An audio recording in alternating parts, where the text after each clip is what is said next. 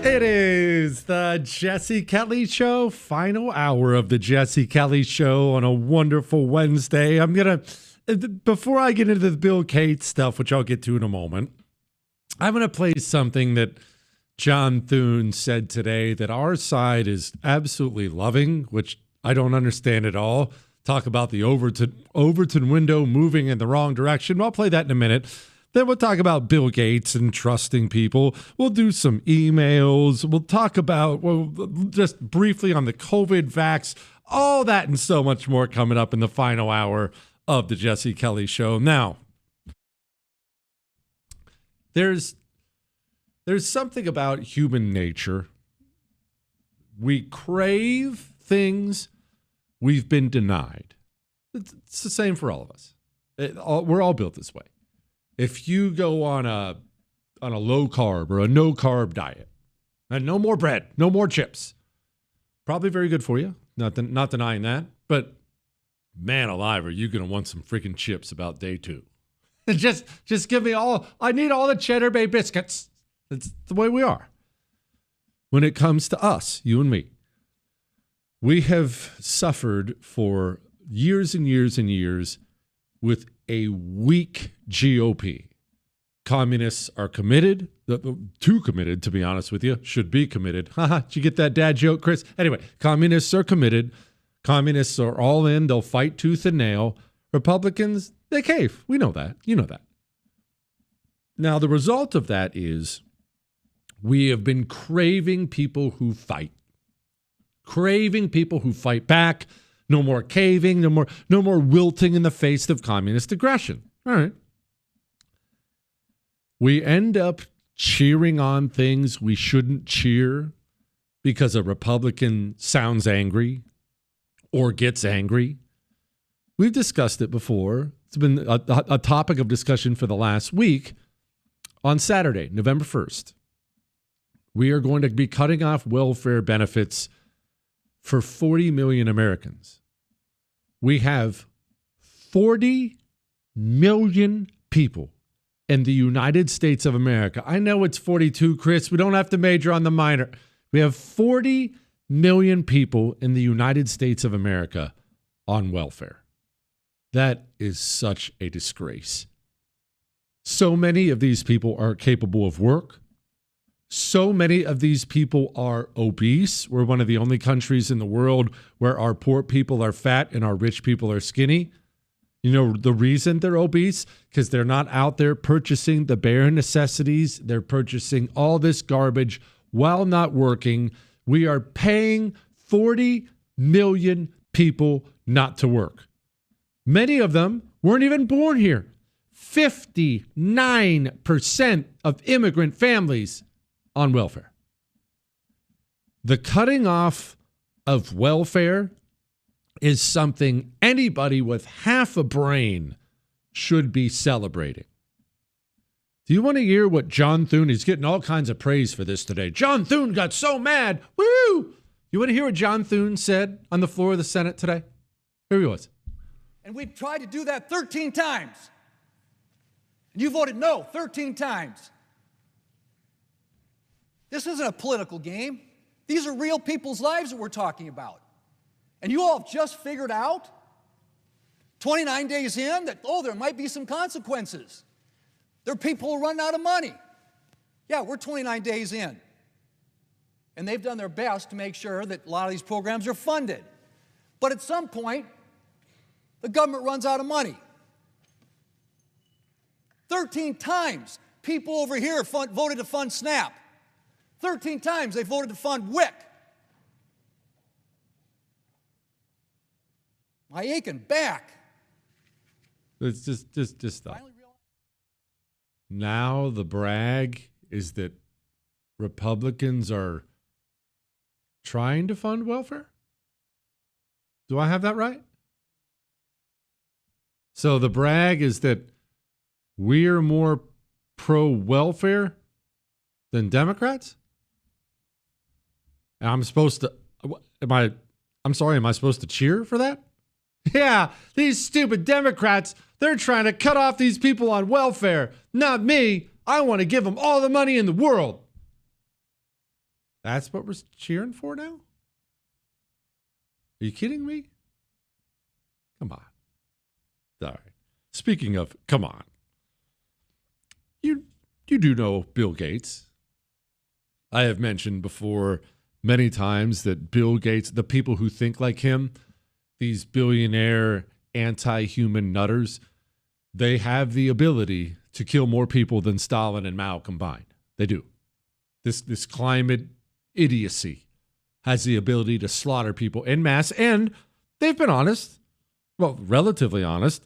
They talk about the need to reduce the population. You know, this Bill Gates. It's an average about 5 tons for everyone on the planet. And somehow we have to make changes that will bring that down to 0. It's been constantly going up. It's only various economic changes that have even flattened it at all. So we have to go from rapidly rising to falling and falling all the way to 0. This equation has 4 factors, a little bit of multiplication. So you've got a thing on the left, CO2, that you want to get to 0. And that's going to be based on the number of people, the services each person's using on average, the energy on average for each service, and the CO2 being put out per unit of energy. That's just one small nerdy little thing. We played this audio for you a million times. Bill Gates has been loudly proclaiming for years that your car, all the energy you consume, your food is bad and evil. In fact, look, it says things like this. Cows and other grass. Cows, he says. Cows and other grass-eating species have a digestion system that emits methane. And methane is a very powerful greenhouse gas. And so cows alone account for about 6% of global. This human being has spent years and years and years and years on the most murderous religion in the history of mankind.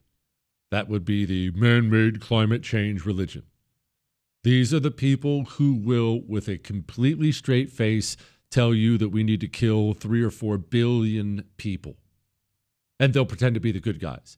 Bill Gates has been one of those guys for years and years and years and years and years. Now Bill Gates, he's getting some credit for coming out and saying this. Climate is a super important problem. There's enough innovation here to avoid super bad outcomes. We have to frame it in terms of overall human welfare, not just everything should be solely for climate. If you think climate is the only problem and it's apocalyptic, or if you think climate's not a problem at all, my memo will make no sense to you. You'll be like, oh no, it should all be climate, or you'll be like, why are you even still talking about this climate thing? Why do you invest billions of your money into these companies? The middle position that climate is super important, but has to be considered in terms of overall human welfare. I didn't pick that position because it's everybody agrees with it. It's, I think, intellectually the right answer. Now, that was Bill Gates. He put out a memo really backing off of a lot of his apocalyptic stuff. We have to get to 0. The cow farts are burning down the planet. So it's not like he turned into you or me thinking all this is a ridiculous hoax, but certainly backed off of his most extreme positions. Well, I'm more of a moderate on it now. It's a big deal, but it's not going to end the world. I mean, it's a big deal, but it's not going to end the world. It's a big deal. It's not going to end the world. Doing that real mealy mouth thing where he's trying to walk the tightrope. Now, let me ask you a question. It's just you and me talking here. Do you think this guy has changed his tyrannical views? You should have free speech, but if you're inciting violence, if you're causing people not to take vaccines, where are those boundaries that even the U.S. Should, have rules? And then if you have rules, What is it? Is there some AI that encodes those rules because you have billions of activity and, if you catch it a day later, the harm is done? Look, we can't have you questioning vaccines. There should be rules. Do you think that guy has changed his tyrannical views on the human race, on his role on the planet? Or do you think maybe something else is afoot? Let's talk about that something else.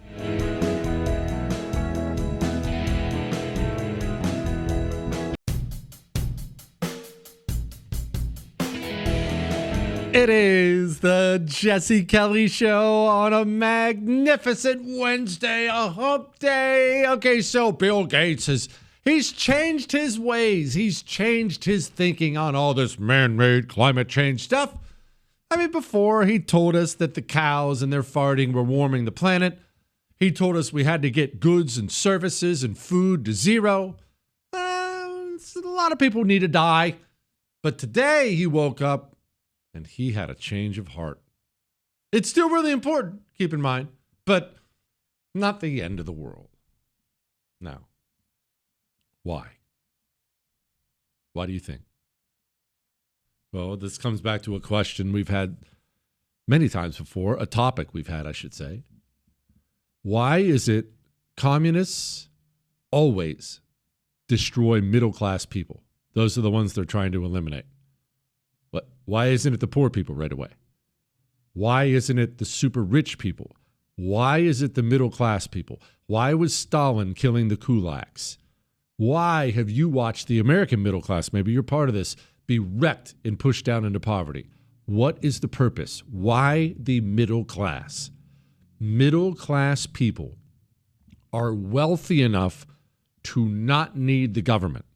They don't need a welfare check. Therefore, their livelihood, their everything isn't tied to the government.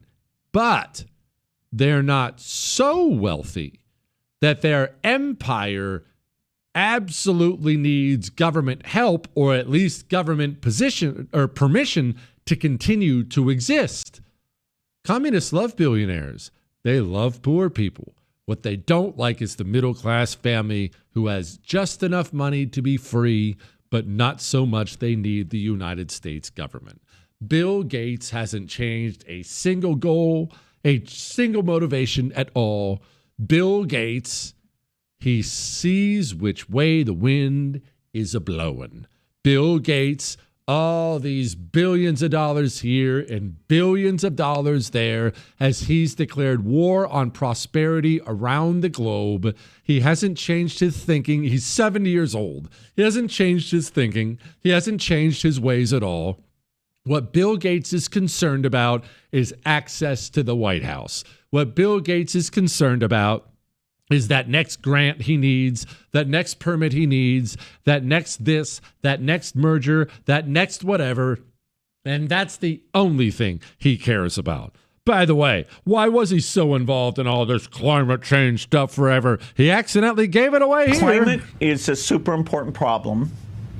There's enough innovation here to avoid super bad outcomes. We have to frame it in terms of overall human welfare, not just everything should be solely for climate.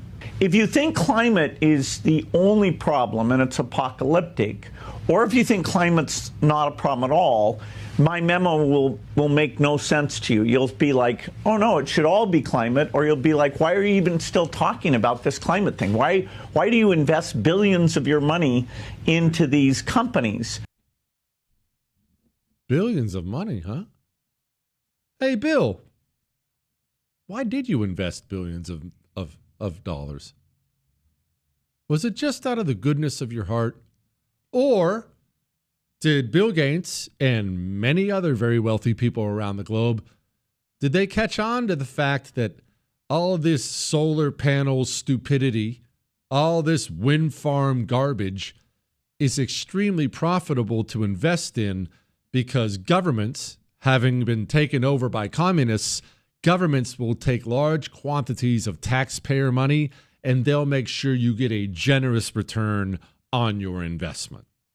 Now that generous return on investment is disappearing a bit with Donald Trump in charge, now he's moderating a bit. I've had a change of heart. I used to think that 5 billion people need to die in order for the earth to continue. Now, well, maybe a couple million. No big deal. Yeah. Maybe I'm just cynical, but the same people who've been supporting abortion forever didn't suddenly become wonderful people. By the way, speaking of abortion, have you given to preborn? The year end is upon us. Do you realize that? We're 2 months away from the end of the year. You know what you're going to be wanting? A tax deduction. Could you imagine saving the life of a baby and writing it off on your taxes? That's what you can do with preborn. Preborn goes out there into these high abortion areas. They have pro-life clinics where they give free ultrasounds and love and care to women who are about to abort their babies. Whatever she needs, they're there for her. But that ultrasound is how we save the life. That ultrasound is how she hears the heartbeat and chooses life. Help preborn and write it off on your taxes. Give whatever you want. $28 buys an ultrasound. That's a good place to start. Maybe you had a great year. Maybe give more. We've had people give them 50 grand before. Give more, whatever. Write it off. Preborn.com/Jesse. Sponsored by Preborn.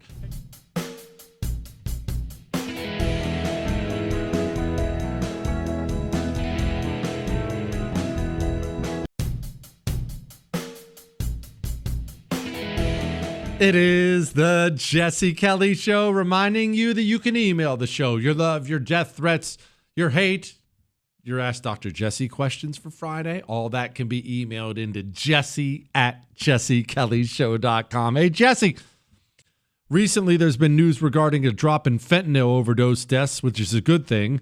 However, why isn't there a stat that takes into account for overdoses that still occur but are saved using Narcan? I'm just glad we can save anybody at this point. Drugs, especially that hardcore stuff, it's just so terrible. It's so freaking sad. And you know the worst part? It's kind of the way human nature works. Let's say we get a handle on fentanyl. Let's say we get it locked down, Mexican cartels, the works. They'll come up with some brand new weird concoction in somebody's bathtub somewhere that messes people up. And it's the human nature, man. Hey, Jesse, why is it no one ever mentions West Virginia? Beautiful blood red state, very affordable. Nice to see a big four-wheel drive truck drive by with 3 Trump flags blowing in the wind, people honking their horns. Wonderful West Virginia. Well, you've heard me mention West Virginia about 8,000 times because I grew up right by West Virginia, right there. Well, till I was 10, right there on the Ohio River, right there on the West Virginia border. When we took vacations when I was a kid, obviously we're not flying to the Caribbean or something like that. So we would drive down to West Virginia. We'd go down into the caves and do all kinds of stuff. West Virginia is way, way, way cool. I think a lot of people get a false impression on West Virginia.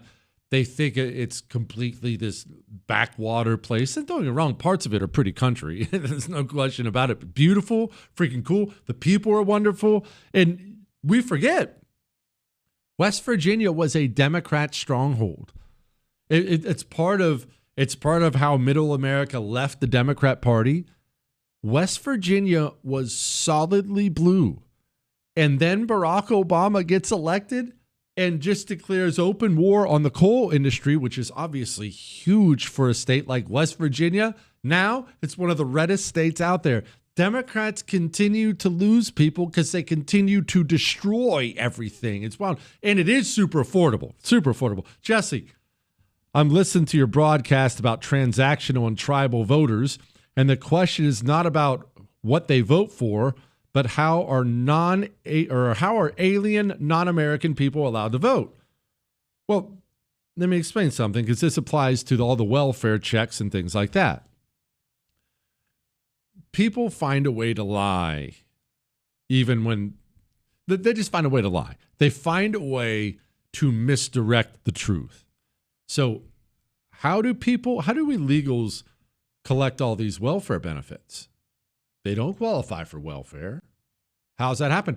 How do all these illegals vote? Their babies are citizens.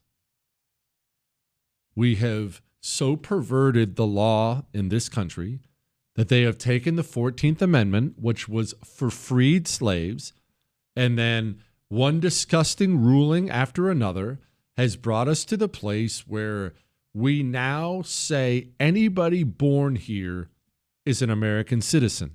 And so we have this concept, which you've heard of many times before, anchor babies. If you are pregnant and an illegal, you just try to find a way to hop across the border to have your baby. Yeah, you may still be illegal, but that baby, because of the perversion of our laws, is now an American citizen.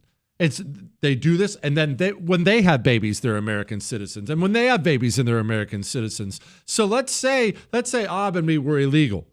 If Ab and me are illegal, all right, that's bad. What if we hop across the border? Beep, she pops out James. Year or two later, beep, she pops out Luke. Well, James and Luke are now American citizens.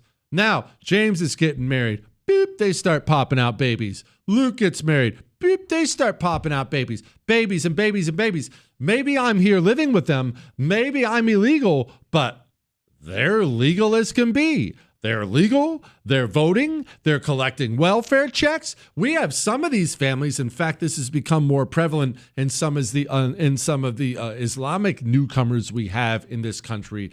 They will show up and they will only have babies and keep getting married, bringing in more women because you get paid per child. 40 million freaking people on welfare. What are we doing in this country? 40 million people, while normal people are working their fingers to the bone, working 2 jobs, barely making ends meet. 40 million people. They're not starving. Like, get out of here with that crap. Jesse, you said before, the left is good at mobilizing, and that seems true. Why doesn't the right organize counter rallies?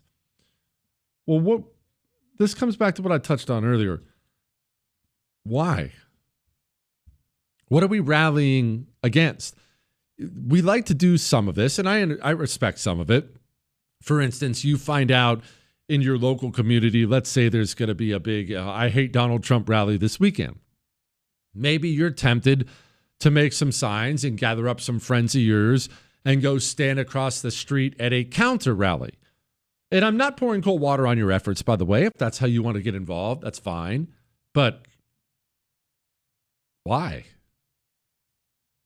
What's the point? There has to be a point to get people to go out into the streets. The point, just holding up signs when they're holding up signs, I don't think that's moving the cultural needle any direction, especially when these communist protests are so small now.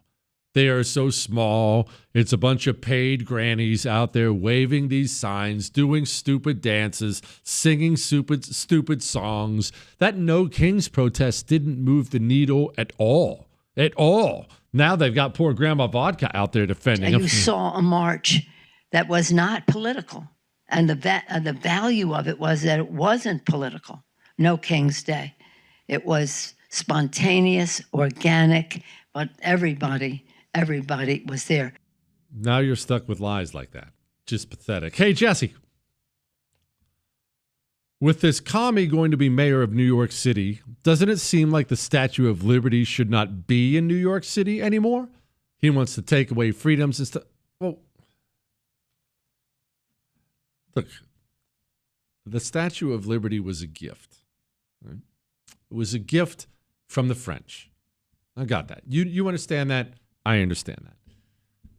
I like that the Statue of Liberty is part of the symbol of America, mainly because it's called the Statue of Liberty. It makes people think about freedom, and that's why it's positioned where it is and facing the direction it's facing. In fact, I will encourage you again, visit New York City, go to the 9/11 Memorial and visit the Statue of Liberty. Maybe even take one of those walking tours there because it's really, really fascinating, the history behind it.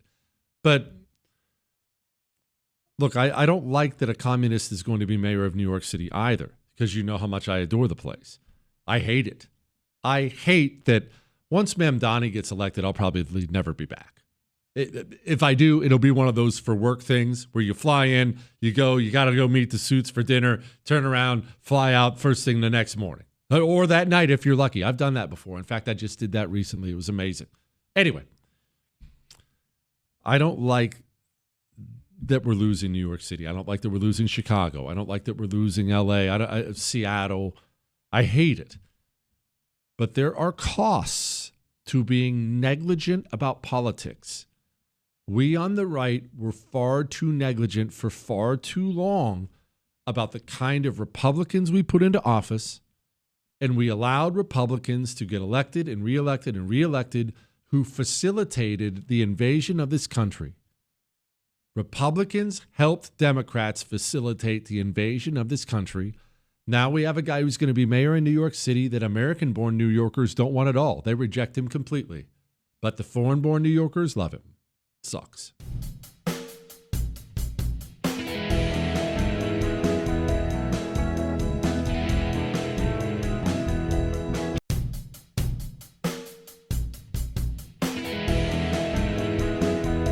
It is the Jesse Kelly Show, final segment of the Jesse Kelly Show on a wonderful, wonderful Wednesday. Remember, you can email us, jesse@jessekellyshow.com. So I want to give you a couple little programming notes for tomorrow because there's a couple different things happening right now, and I'm gonna do something that we normally don't do a lot of. We're gonna have two guests on tomorrow, both of whom you're well familiar with. One is Brandon Weichert. The reason I'm bringing on Brandon Weichert is it's twofold. There are Russian cargo jets flying into Venezuela. You already know we have our Navy down there. You also know that we've been providing Ukraine with weapons to kill Russian soldiers for a long time. Russia is now flying military aircraft into Venezuela. I want to know why. I'm going to ask Brandon Weichert about that tomorrow. Plus, I'll touch on some China deal stuff with him. So that's coming. Another thing that's coming tomorrow. BK, you already know him, our former Air Force PJ, our super ninja type. BK is going to join us. We're going to talk about, this bank heist, or the Louvre heist, not a bank heist in France. I want to know if it's as cool as it sounds. We're going to talk about Africa, because we have a genocide going on of Christians in Africa. There's a civil war in Africa. Africa just can never seem to get its act together. And BK is very, very familiar with Africa. It's one of his areas of expertise. And I felt the need to do both those things tomorrow. So it's a rare day where we go from no guests to two guests. So that's coming. Another thing that's coming tomorrow. I have just been caught up in the news and other stupid things that I talk about. So I've been really negligent on getting to the emails. And I know Ask Dr. Jesse Friday is coming. Tomorrow I am going to attempt to hack away at a huge stack of wonderful emails I haven't gotten yet. You're welcome to email them in. Your chances are probably better for tomorrow than normally. Jesse@jessekellyshow.com. We'll get to all that. Now, I want to ask you something. Chris, Corey, I want to ask you something. If I could guarantee that you would live and that you would not be injured in any significant way, maybe a bump, bruise, something like that, maybe you sprained something. If I could guarantee that, would you want to be involved in a helicopter that crashes into the ocean and then you get rescued? Chris said yes. Corey said no. Corey, you unbelievable wuss. What a wuss. I just said you wouldn't die. I brought this up because we touched on it a little bit. This happened a couple days ago. A U.S. Navy helicopter crashed in the South China Sea. All the crew, they're all rescued, and they're all in stable condition, so you don't have to feel guilty about this conversation whatsoever. The crew's fine. Everyone's fine. And, of course, as soon as it went down, my heart was in my throat because I immediately thought, oh, they're all dead. So many times these helicopter crashes, everybody dies. Plane crash, everyone dies. They didn't. Into the water, obviously they're a little shaken up. Everyone's alive. Everyone's stable. Everything's good. So it immediately went from oh, please, I hope they're all okay too. Wait a minute. They're all fine? Wouldn't that be freaking cool? That's exactly right, Chris. That's exactly what I said. Jewish producer Chris said, what a story. I don't know that I would have a conversation again for the next 10 years of my life where I didn't find a way to insert in that conversation that, so you know that time I crashed my helicopter in the South China Sea? Oh, did I already tell you guys this before? No, I don't think I did. Sit back again while I tell you once again that, well, the chopper went down in the South China Sea and I thought I was a gunner, and I would probably add little improvements to it every time. By the time I was done, I'd be fighting off great white sharks and saving my buddy from the deep and who knows what else. But I would 100% do it. The reason I got this idea is I forget what the circumstances were. I think it might be an oil platform thing, but I was watching a documentary one time, and part of the training they went through, it was a helicopter crew. They have this huge tank, and we have so many oil field guys who listen, someone's going to know exactly what I'm talking about. This huge tank where there's a fake helicopter in the tank. They strap you in it like you're in a helicopter, and then they fill it up with water. And you have to find a way to get out of your seatbelt and get out to the surface of the water. I want to do that so badly. I'm ready for it, Chris. I feel like I'm still that guy. I'm still that guy like I've ever been. I can swim really well, though. Not to brag. And now, here's a headline. Go, you know the thing. headlines we didn't get to. Study. 91% of patients in a study show cardiovascular side effects from the Moderna vaccine. They really forced that thing into so many freaking people now, and no one wants to give these people justice. No one wants to give these people who are injured, who've lost loved ones. Everyone just wants to move on. I don't want to move on at all. I want a reckoning still. Sean Duffy announces he just yanked $160 million from a blue state. That blue state would, of course, be California. Why? California continues to give CDL driver's licenses to illegals, although I know CDL and driver's license is redundant. They continue to give them to illegals. Illegals keep killing people on the highway because they can't read, speak, or understand English. Reminder that Democrat policies kill people all the time. Trump secures $350 billion trade deal with South Korea. I still want to visit South Korea. I've been told the beef is incredible. I'm also told it's very, very clean and safe. And I also feel like North Korea is going to attack again. So I want to get over there before that. U.S. government-aided firms selling surveillance tech to China. How much of our country has been sold out to China? Refugee returns to Syria because of a pride flag in Denmark. Muslim refugees in Denmark are so sick of the LGBTQ demon mob stuff, they're willing to move back to Syria just to get away from these people. Copper price hits record high on U.S.-China hopes. Let's hope this U.S.-China deal, let's hope it stabilizes things and then we get things figured out, all right? We'll talk to Weichert about that tomorrow as well. That's all.